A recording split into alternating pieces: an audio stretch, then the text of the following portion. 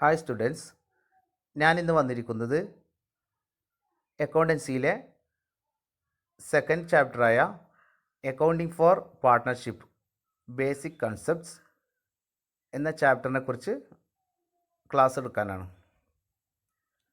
Okay, അപ്പോൾ കഴിഞ്ഞ വർഷം നിങ്ങൾ ബിസിനസ് സ്റ്റഡീസിൽ പാർട്ട്ണർഷിപ്പിനെ പറ്റി ഡീറ്റെയിൽഡായി പഠിച്ചിരുന്നു.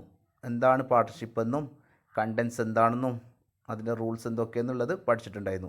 എന്നിരുന്നാലും ഈ വർഷത്തെ അക്കൗണ്ടൻസിയിലും പഠിക്കാനുണ്ട്.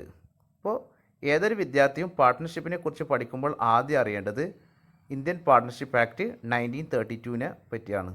അപ്പോൾ ഇന്ത്യയിലുള്ള എല്ലാ പാർട്ട്ണർഷിപ്പ് ബിസിനസ്സും മുന്നോട്ട് പോകുന്നത് ദ ഇന്ത്യൻ പാർട്ട്ണർഷിപ്പ് ആക്ട് 1932 വ്യവസ്ഥ പ്രകാരമായിരിക്കും. അപ്പോൾ ഇന്ത്യൻ പാർട്ട്ണർഷിപ്പ് ആക്ട് 1932 സെക്ഷൻ 4 പ്രകാരമാണ് പാർട്ട്ണർഷിപ്പിന് ഒരു ഡെഫിനിഷൻ നൽകിയിട്ടുള്ളത്. അപ്പോൾ അതുകൊണ്ട് തന്നെ വിദ്യാർത്ഥികൾ പാർട്ട്ണർഷിപ്പ് ആക്ട് 1932 കുറിച്ച് നിർബന്ധമായി അറിഞ്ഞിരിക്കേണ്ടതാണ്. അപ്പോൾ നമുക്ക് ഡെഫിനിഷൻ നോക്കാം.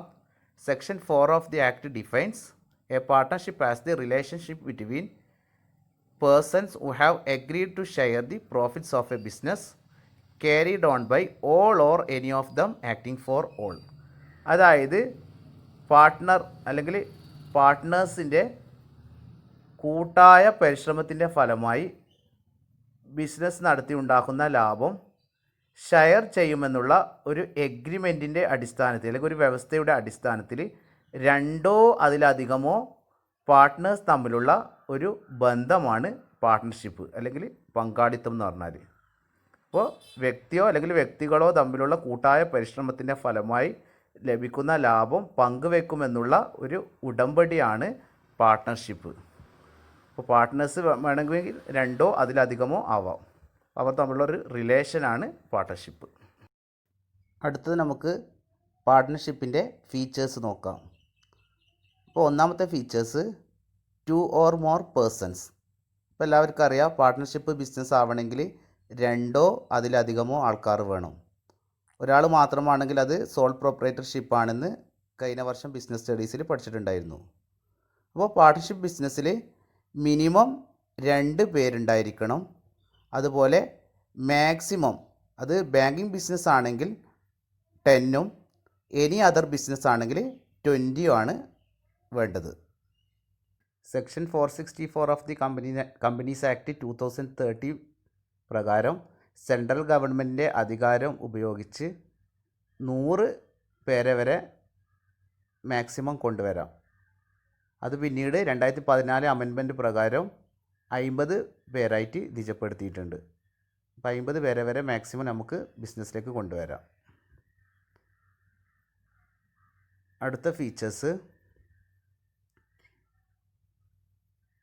Agreement between the partners. ഇപ്പോൾ നേരത്തെ പറഞ്ഞിരുന്നു, പാർട്ട്ണർഷിപ്പ് ബിസിനസ് ആരംഭിക്കുന്നത് രണ്ടോ അതിലധികമോ ആൾക്കാർ തമ്മിലുള്ള ഒരു ഉടമ്പടി പ്രകാരമാണ് അല്ലെങ്കിൽ എഗ്രിമെൻറ്റ് പ്രകാരമാണ്.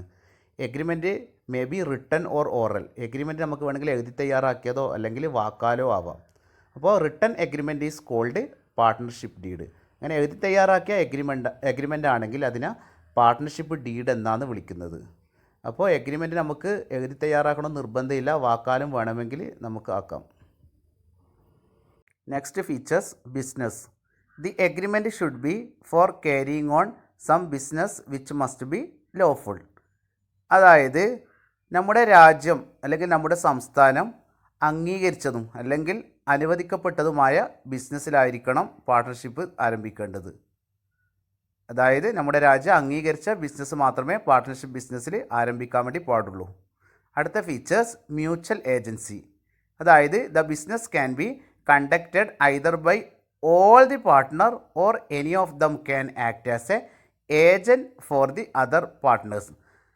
നമ്മുടെ പാർട്ട്ണർഷിപ്പ് ബിസിനസ് ഒരാളാണ് നടത്തിക്കൊണ്ട് പോകുന്നത് അല്ലെങ്കിൽ ഒന്നിലധികം ആൾക്കാർ നടത്തുന്നുണ്ടെങ്കിൽ പോലും എല്ലാവരും പരസ്പരം അതിലെന്തായിരിക്കണം, പങ്കാളിയായിരിക്കണം. ഇൻ കേസ് ഒരാളാണ് ആ ബിസിനസ് നടത്തുന്നതെങ്കിൽ പോലും മറ്റുള്ളവരും അതിലെന്ത് ചെയ്യണം, പങ്കുചേരണം. അടുത്ത feature sharing of profit. Profit or loss must be shared among the partners on the agreed ratio.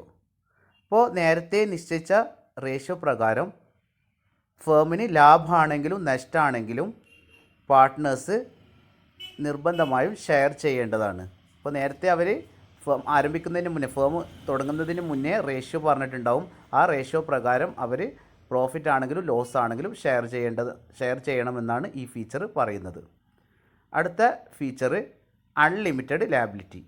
The liability of each partner is unlimited and they are jointly and severally liable for the debts of the firm.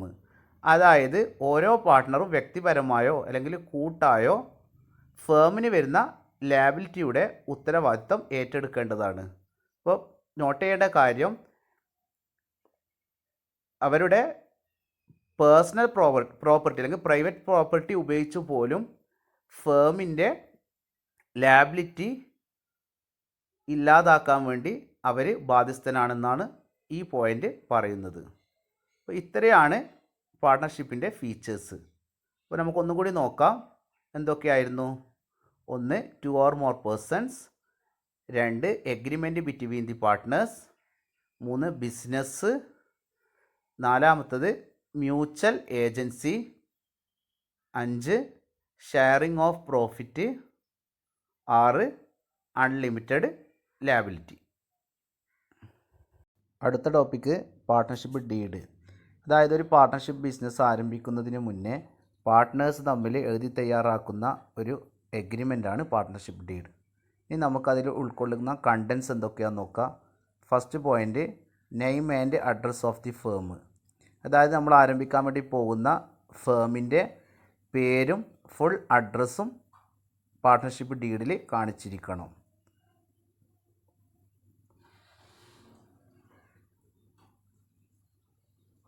അടുത്ത point, name and addresses of all partners. അതായത് partnership ബിസിനസ്സിൽ ഏർപ്പെടാൻ വേണ്ടി പോകുന്ന എല്ലാ പാർട്ട്നേഴ്സിൻ്റെയും full പേരും അഡ്രസ്സും partnership deed തയ്യാറാക്കുമ്പോൾ കാണിച്ചിരിക്കണം. അടുത്ത point, nature and place of business. നമ്മൾ ഏത് തരം ബിസിനസ്സാണോ ആരംഭിക്കാൻ വേണ്ടി പോകുന്നത് ആ ബിസിനസ്സിൻ്റെ സ്വഭാവവും അല്ലെങ്കിൽ പേരും അതിൽ കാണിച്ചിരിക്കണം. ഇപ്പോൾ വെജിറ്റബിൾ ആണെങ്കിൽ വെജിറ്റബിൾ, ഗ്രോസറി ആണെങ്കിൽ ഗ്രോസറി, അങ്ങനെ ഏത് ബിസിനസ്സാണോ ആരംഭിക്കാൻ വേണ്ടി പോകുന്നത് അത് കാണിച്ചിരിക്കണം. അടുത്തത് ഇമ്പോർട്ടൻ്റ് പോയിൻ്റാണ്, capital contribution by the partners.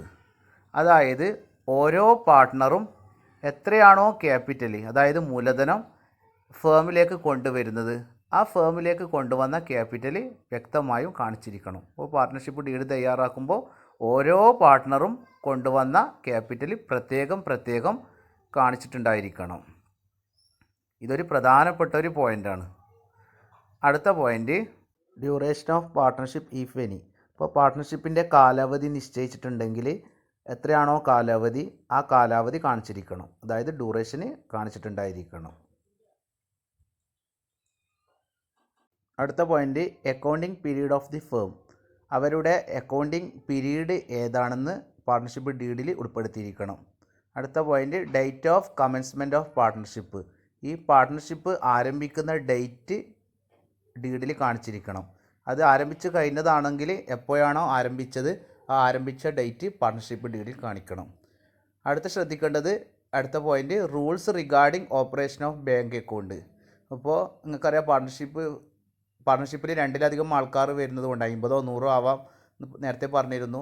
അപ്പോൾ അതുകൊണ്ട് തന്നെ ബാങ്ക് അക്കൗണ്ട് ഓപ്പൺ ചെയ്യുമ്പോൾ ആരാണ് അതിൻ്റെ അതോറിറ്റി, ഏത് ബാങ്കിലാണോ നമ്മൾ ബാങ്ക് അക്കൗണ്ട് ഓപ്പൺ ചെയ്യാൻ വേണ്ടി തീരുമാനിക്കുന്നത് അതൊക്കെ കാണിച്ചിരിക്കണം.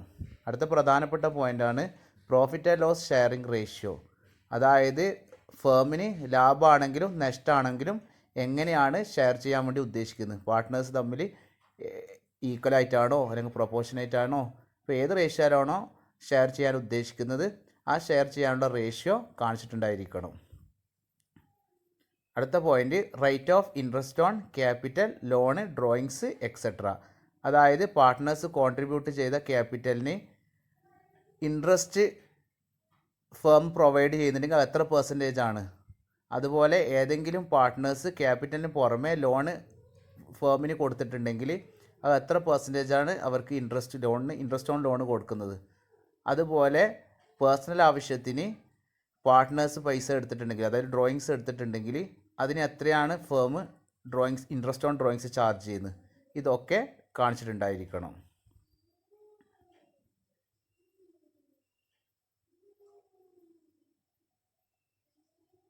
അടുത്ത point, the amount that can be withdrawn by each partner. അതായത് ഓരോ പാർട്ട്ണറിനും സ്വകാര്യ ആവശ്യത്തിന് എത്ര വരെ പൈസ പിൻവലിക്കാം എന്ന് പാർട്ട്ണർഷിപ്പ് ഡീഡിൽ കാണിച്ചിട്ടുണ്ടായിരിക്കണം. Salaries, commission etcetera if payable to any partner. അതായത് ആക്റ്റീവ് പാർട്ട്നേഴ്സിന് സാലറിയോ അല്ലെങ്കിൽ കമ്മീഷനോ കൊടുക്കുന്നുണ്ടെങ്കിൽ എത്ര കൊടുക്കാൻ ഉദ്ദേശിക്കുന്നത് അത് പാർട്ട്ണർഷിപ്പ് ഡീഡിൽ കാണിച്ചിരിക്കണം. അപ്പോൾ എത്രയാണോ ആക്റ്റീവ് പാർട്ട്ണറിന് സാലറി അല്ലെങ്കിൽ കമ്മീഷൻ കൊടുക്കാൻ ഉദ്ദേശിക്കുന്നത് അത് വ്യക്തമായും പാർട്ട്ണർഷിപ്പ് ഡീഡിൽ കാണിച്ചിട്ടുണ്ടായിരിക്കണം. അടുത്ത point, the rights, duties and liabilities of each partner.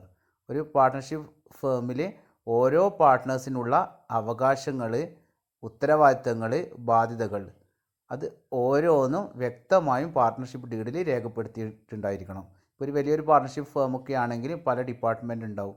Purchase department, sales department, finance department etcetera.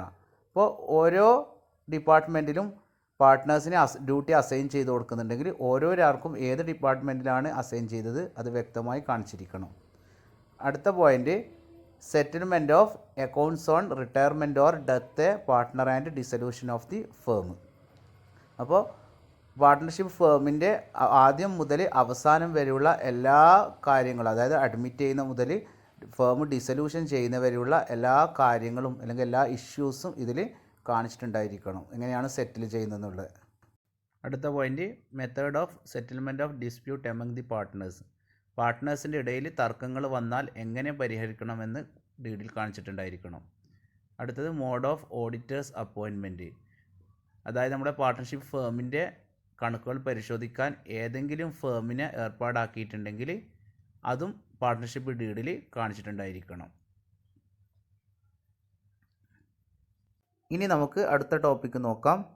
Rules applicable in the absence of partnership deed or if the deed is silent on any matter. അപ്പോൾ നമുക്കറിയാം ഒരു partnership ഫേമിൽ partnership deed തയ്യാറാക്കണമെന്ന് നിർബന്ധമില്ല.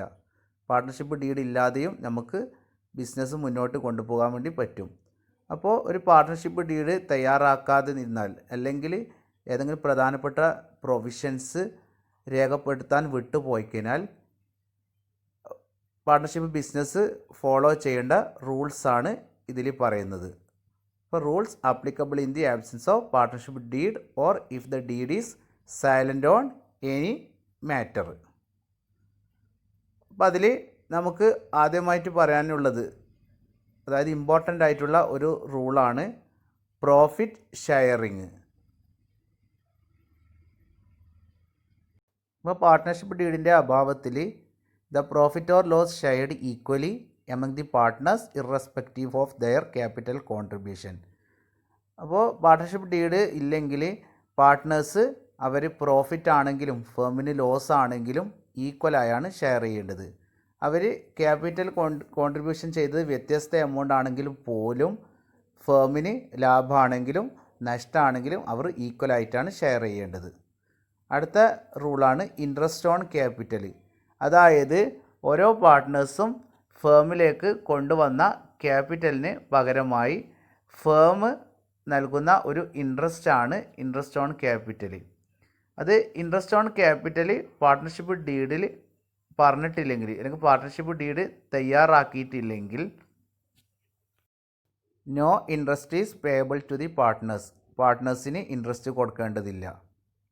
If the deed provides for interest on capital it should be paid only out of profit. ഇനി ഡീഡിൽ interest on capital കൊടുക്കാൻ provision പറഞ്ഞിട്ടുണ്ടെങ്കിൽ ഫേമിന് ലാഭം ഉണ്ടെങ്കിൽ മാത്രമേ ഇൻട്രസ്റ്റ് ഓൺ ക്യാപിറ്റൽ കൊടുക്കേണ്ടതുള്ളൂ. And if there is loss no interest can be allowed. ഫേമിന് loss ആണെങ്കിൽ ഇൻട്രസ്റ്റ് കൊടുക്കേണ്ടതില്ല. അടുത്ത റൂള് ഇൻട്രസ്റ്റ് ഓൺ ഡ്രോയിങ്സ്. അതായത് പാർട്ട്നേഴ്സ് അയാളുടെ സ്വകാര്യ ആവശ്യത്തിന് ഫേമിൽ നിന്ന് പണം പിൻവലിക്കുന്നതിനെയാണ് ഡ്രോയിങ്സ് എന്ന് പറയുന്നത്. അപ്പോൾ ഫേം ചാർജ് ചെയ്യുന്ന ഇൻട്രസ്റ്റാണ് ഇൻട്രസ്റ്റ് ഓൺ ഡ്രോയിങ്സ്. അപ്പോൾ no interest will be charged on drawings made by the partners.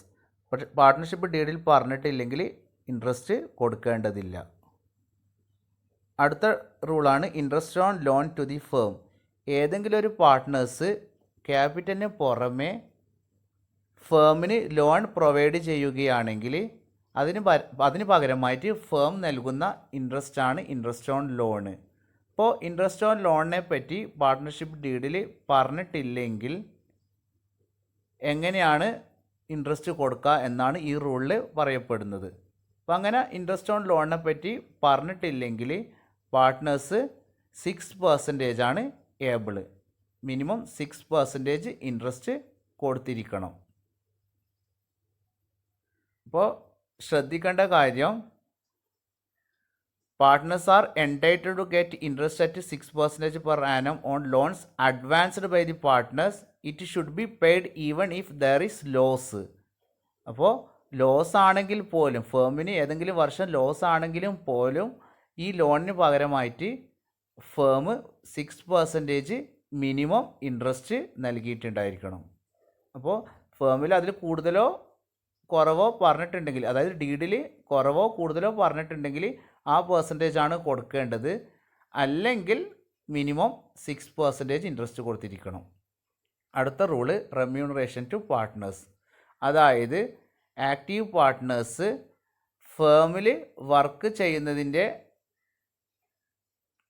റെമ്യൂണറേഷനായി സാലറിയോ കമ്മീഷനോ കൊടുക്കുന്നുണ്ടെങ്കിൽ അതിനെയാണ് റെമ്യൂണറേഷൻ ടു പാർട്ട്ണർ കൊണ്ട് ഉദ്ദേശിക്കുന്നത്. അപ്പോൾ പാർട്ട്ണർഷിപ്പ് ഡീഡിൽ പ്രത്യേകം റെമ്യൂണറേഷൻ ടു പാർട്ട്നേഴ്സ് പറഞ്ഞിട്ടില്ലെങ്കിൽ പാർട്ട്നേഴ്സിന് സാലറിയോ കമ്മീഷനോ കൊടുക്കേണ്ടതില്ല. അപ്പോൾ പാർട്ട്ണർഷിപ്പ് ഡീഡ് തയ്യാറാക്കുമ്പോൾ ഓരോ ആക്റ്റീവ് പാർട്ട്നേഴ്സും വർക്ക് ചെയ്യുന്നതിന് ഇത്ര സാലറി ഇത്ര കമ്മീഷൻ എന്ന് പറഞ്ഞിട്ടുണ്ടായിരിക്കണം. പറഞ്ഞിട്ടില്ലെങ്കിൽ അല്ലെങ്കിൽ കാണിച്ചിട്ടില്ലെങ്കിൽ no one is entitled to get salary or commission. സാലറിയോ കമ്മീഷനോ കൊടുക്കേണ്ടതില്ല.